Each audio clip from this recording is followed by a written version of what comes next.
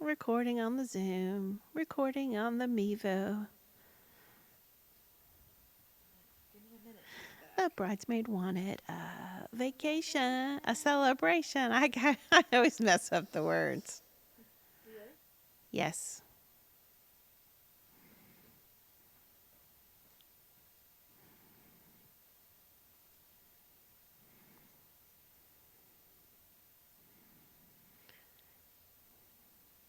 Hello and welcome to Life Talk. I'm Pastor Angie Lynch, and here at Life Talk, we want to have conversations that spark questions within yourself to ask, new things to think of, things that you've never asked yourself before. With the message of grace, I hope and pray deeply that it sparks something inside of you that resonates with your spirit and says freedom, freedom, freedom, freedom.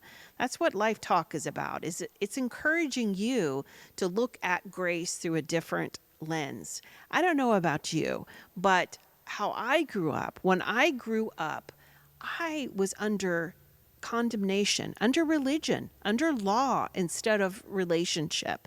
And when that happened, and I grew up that way, it created this mindset that I had. I was always striving to get God's approval, striving and feeling like I was failing constantly. And so, even though I was active in church, even though I loved God so deeply, just loved the Trinity, I always came back to this place of feeling like I was disappointing the Trinity, like I wasn't doing enough, like I couldn't be good enough. And then as I began to have an awakening to grace, and that's really what this message is about today, awakening to grace. As I began to have an awakening to grace, my relationship with the Lord completely transformed. And I'll say what's interesting is I don't know, I had a relationship with him, but it was a relationship through religion instead of a relationship through grace. The relationship that I had with him was completely dependent on me. And as you begin to understand and awaken more and more to grace, what you're going to see is it's not about what you bring to the table. It's not about what you do. It's not about being on your best behavior. And when you're on your best behavior, then he's going to love you and he's going to be happy. And when you're not on your best behavior, that he's going to be disappointed. It's nothing like that. With the relationship lens through grace, you will begin to see how deeply he desires to have a relationship with you and how he has done all the work to make that happen. He has set your value. You can't get better. You can't. Like we think it's our responsibility, and I promise you, even for myself, it's been a hard mindset to break that, okay, if I pray more, or if I read my Bible more, or if I do all these things in works and I do all these things off of a checklist, that somehow magically he's going to see me in a better light. He already sees you in a beautiful light. How you have learned to view yourself through the world's view, through the world's lens, through the lens of law. Law was all about showing us we couldn't do it without him. We can't do it. We can't fulfill the law without him. And the beautiful part is that Jesus came and fulfilled everything. So the access that you have to God, the relationship that you have to God is completely different because God wanted it that way. He wanted nothing to come between you and him. I know that when I was, younger and had, children's church and teen church, and I would read the Bible and all I would see was all these things that I needed to do to become better, to become something that God would approve of. And then when you grow and you awaken to grace, you begin to see that, oh my gosh, the world is completely different than I thought that it was. that he does want to have a relationship with me. And, like I was talking about here at Life Talk, I hope it sparks questions for you. Because when I started awakening to grace, it did spark questions for me. Like, what would my life be like if I didn't constantly try to gain his approval? What if I would just believe that I had his approval? It blew my mind to begin to think like that. It almost felt like sacrilegious to be like, wow, how arrogant do I have to be to think that he thinks I'm a masterpiece? How arrogant do I have to be that he thinks that that I'm just amazing and that he's fully approving of me? But those aren't arrogant things to think. Those are spiritual facts. Facts that because of how he created you, you are perfect. You are righteous. What the cross is a finished work. What Jesus did is a finished work. You no longer have to strive. You no longer have to try and try and try, because that's not your life and that's not how he intended for you to live.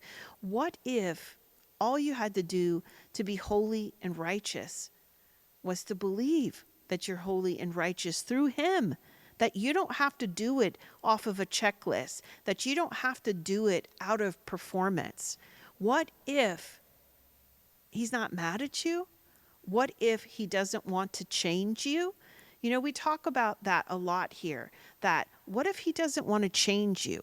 What if all that he's doing is peeling off the lies that the world put on you, and he's revealing who he created you to be? There's so many, even just in a worldly sense, there's so many studies that show that we will live up to or live down to what people put on us.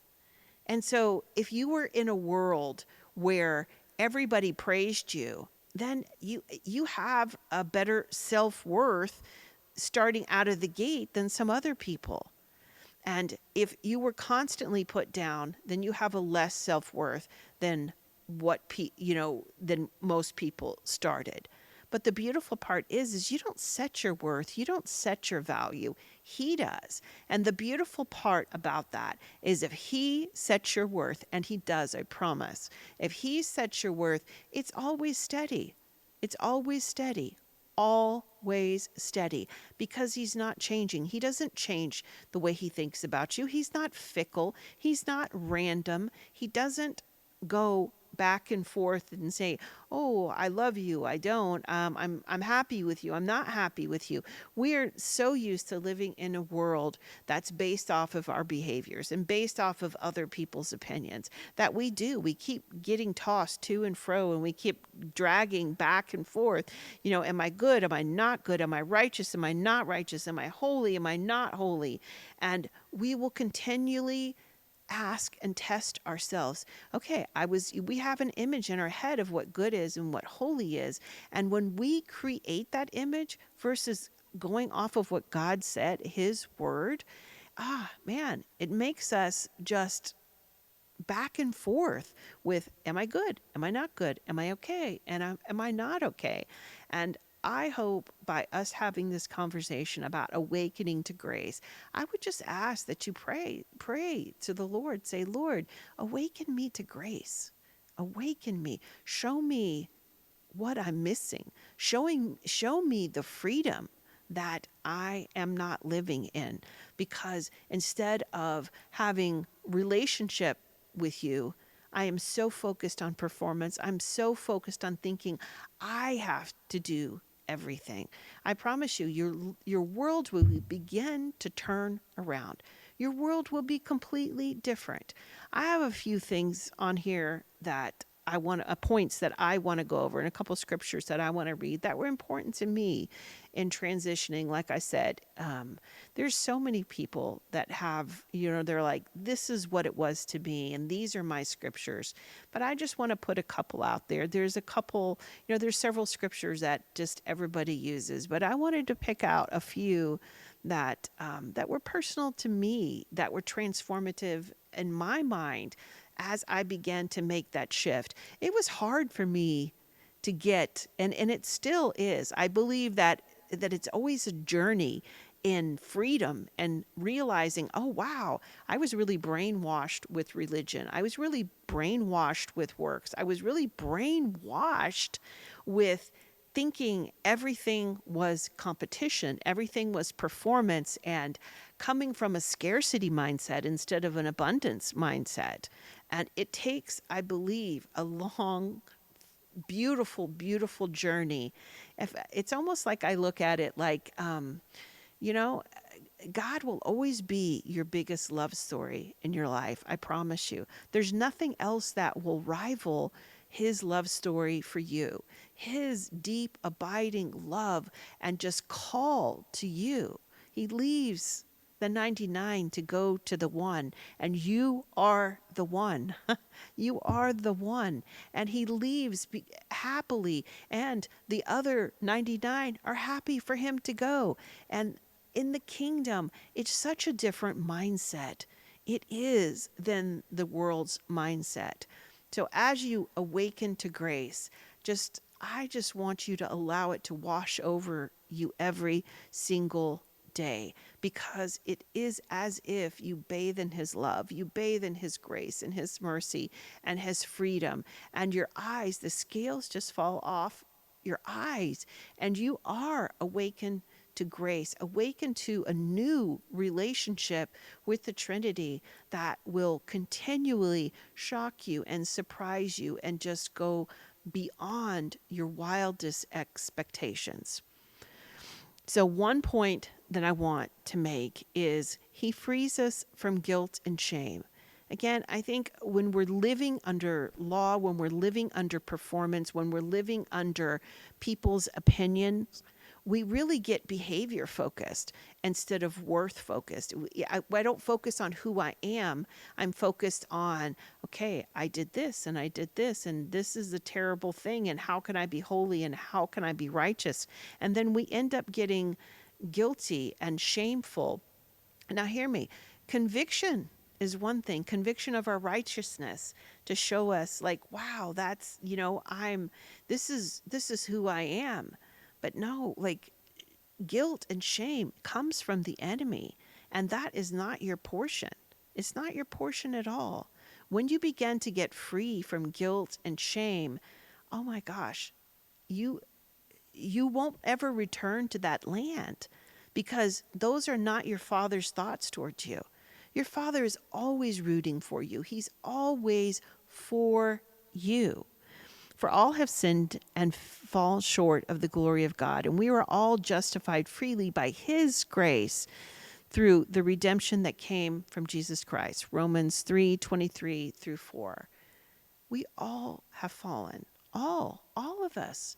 But you know what? That's not his focus. His focus aren't your shortcomings.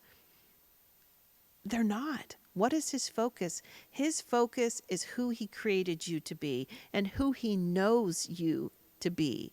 When he thinks of you, he sees you pure. He sees you beautiful. He sees you amazing. He sees you as a masterpiece. And so when you're heaping guilt and shame upon you, like that's not how he sees you. That's how you've been taught to see yourself, but that's not how he sees you.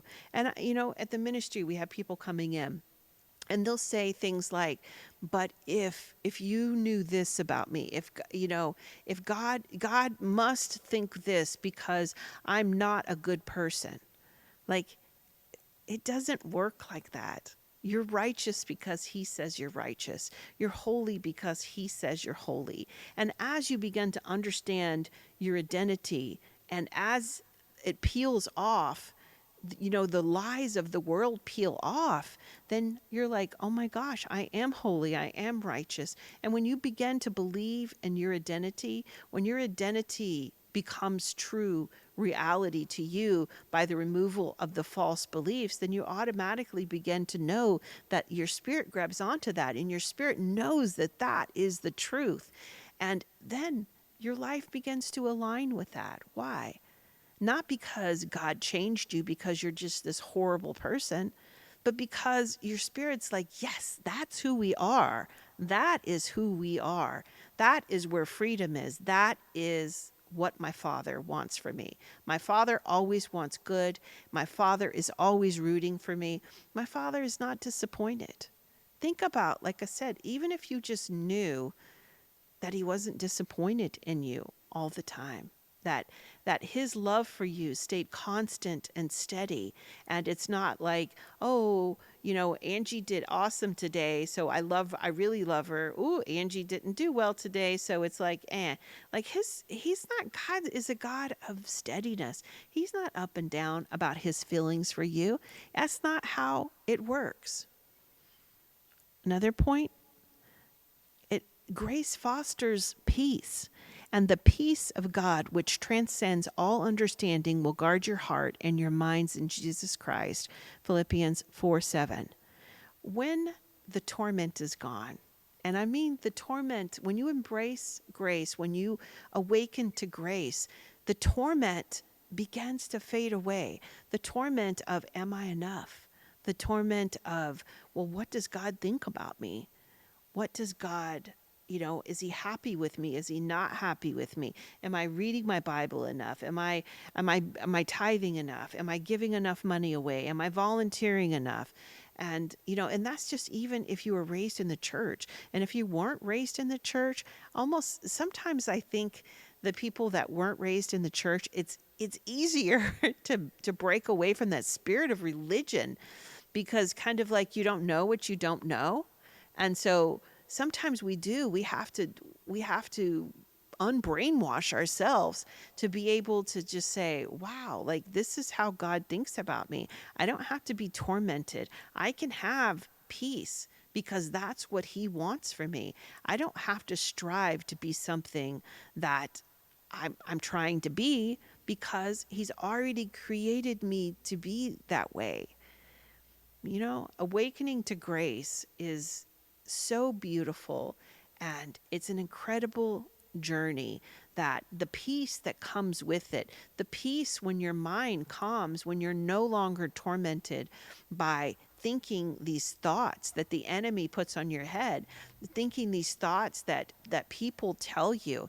A lot of times people are they're well-meaning, but somebody can only flow over what they believe. And if the people around you have false beliefs, if the people around you don't understand a true relationship with Jesus Christ, then that's what they're overflowing. They're overflowing the legalism that comes from that. What if God just is happy with you? Imagine how much peace that would bring into your life, and just make all the torment of the questioning, how does he feel about me? How does he think about me? How does he see me? Am I doing a good job? All that torment begins to go. A third point, grace inspires compassion for other people. Be kind and compassionate to one another, forgiving each other just as Christ forgave you. Wow, there's something about when you begin to love and accept yourself, when you know how God feels about you, then you begin, when you don't hate, just to back it up for a second, when you don't hate yourself, when you're not mad at yourself, when you fully accept yourself as somebody that God created as beautiful, then you begin to see other people that way. You can only love people to the extent to which you can love yourself. And that's huge in the way that you view and you have compassion for other people. If I don't have compassion for myself, I can't have compassion for you. And that's just how that works. So as I began to understand, and as I began to love myself, and as I began to allow the Trinity to set my value, and I those false beliefs strip off, oh my gosh, it is so much easier to love and have compassion for other people because I have it for myself. Grace encourages authentic living. But by the grace of God, I am what I am, and his grace to me was not without effect. 1 Corinthians 15:10. This is one of my favorite scriptures. His grace to me was not without effect. Oh my gosh. Oh, with authentic living, it's just, I think of it like raw living. The more that I know, I am who he created me to be. If he wanted me to be somebody different, he would have created somebody different. And that he created me with such purpose and such intentionality, when you begin to see that he took so much time creating you and so much thought creating you, that you're not just haphazardly thrown together, that he created you in mind with his love for you and with a specific purpose in mind for you, that, oh my gosh, when his grace is poured out upon you, when you receive that grace, it is just so moving that you're just so, you are filled with gratitude. And when you say, wow, okay, he created me to have a certain kind of life, and I, his so many gifts to me, that I want to return something to him, not out of an obligation or not out of, a checklist, but out of just a true gratitude for what he has done for you and what he has done for your life. It just moves you to a point of beautiful love and compassion, and you want to live out the life that he has crafted for you, that he has created. It makes me want to learn more about my purpose, more about what he wants out of life for me. Because you know what? Because I want to not only honor him in that, but I'm so excited in my life to see what he's done for me, that I want to shout it to the rooftops for other people to see. Yeah, because I really truly believe if he can do what he's done in my life for me, oh my gosh, I have so much belief and so much faith that he will do it for everybody. That's what his word says. But also, I have an experience that, oh my gosh, I want to share with everybody. And I want everybody to experience what I have experienced with him. And living authentically, I believe if we have an awakening to grace and the more authentically we live, that is such a testimony to the people around you. Not just some platitude, not just, oh, yeah, this and that, but just saying, oh my gosh, I just want to share with you in an authentic way what the Lord has done in my life. And why do I do what I do today? I do what I do today because of his power and grace and mercy that all overflowed into my life. And I am so grateful for that, instead of living out of wounds like I used to live, I want to live out of freedom. And I want everybody to experience that. Grace, it builds resiliency in adversity. But he said to me, my grace is sufficient for you. My power is made perfect in weakness. Therefore, I boast all the more gladly about my weakness, so that Christ's power may rest on me. 2 Corinthians 12:9. Again, understanding you're enough. He doesn't want to change you. My grace is sufficient. Anytime that I struggle with something, and if I can't change anything in my life, if anything's going to be changed or revealed, it's going to be through him. So there's a freedom in that allows you to relax, and it allows you to relax into a relationship with him that is driven out of his love for you, not out of performance, not out of people pleasing. It's driven out of just, oh my Lord, I just want to absorb all the love that you send my way. I just want to just bathe in just your blessings for me. Bathe in your love, your unconditional, just powerful love for me. Because when we come from this world system, the world system doesn't work like the kingdom. It doesn't. And because it doesn't, I don't think we understand. It takes us a while to understand and awaken to that grace.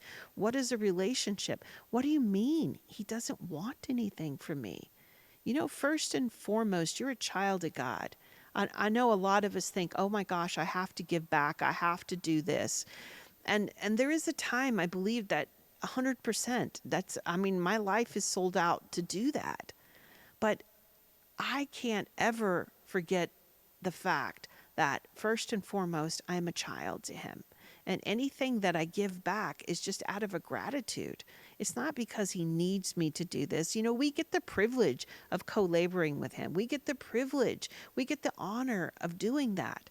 But he doesn't need for you to do that for him to love you. He doesn't need for you to do that for him to bless you. And that is just crazy. I think in a world where we're used to people using us constantly, that to understand that he just wants to love us, it takes a lifetime to understand and to receive that and to fully just embrace that, to awaken to grace that, oh, wow, he wants a relationship with me. He doesn't want to use me. He doesn't have an agenda. His agenda is just to love me and to be in relationship with me.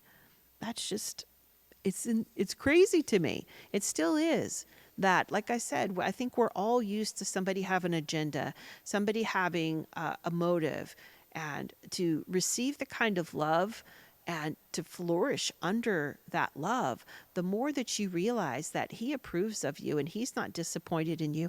I don't care what you did today. If you made the worst mistake of your whole life today, he is still madly, passionately in love with you and rooting for you and wanting relationship. Nothing that you can do can deter him. There's nothing that can separate you from the love of God. And as we begin to understand that, as we begin to accept that, as we begin to really just embrace it deeply, your life opens up and it completely changes. I have a couple more points here, but we're running a little bit out of time. So I just want to mention some of these. It fosters gratitude. Grace fosters gratitude. Give thanks in all circumstances, for this is God's will for you in Jesus Christ. And, it's not like I used to take the scripture like, you better be grateful. But grace fosters gratitude in ways that you can't even imagine. Just like I said, when you begin to know how intimately he loves you, how he just desires your company, he desires having relationship with you, it just does something inside of you that makes you want to have gratitude, that you just naturally have gratitude. You don't have to try to be thankful. You just have gratitude because you're like, oh my gosh, Lord, I've never been loved like this before. Again, I'll repeat it. Your greatest love story will always be from God with the Trinity. So, freedom from legalism. Awaken to grace. As you begin to awaken from grace, you will have complete freedom in your life. I challenge this. I challenge you to move from law to relationship. Just begin to pray. Ask the Holy Spirit, show me, Holy Spirit, what is relationship and how is that different than legalism, than just religion? We'll see you again next week, but until then, move from religion to relationship. Ask the Holy Spirit how. You'll never regret it.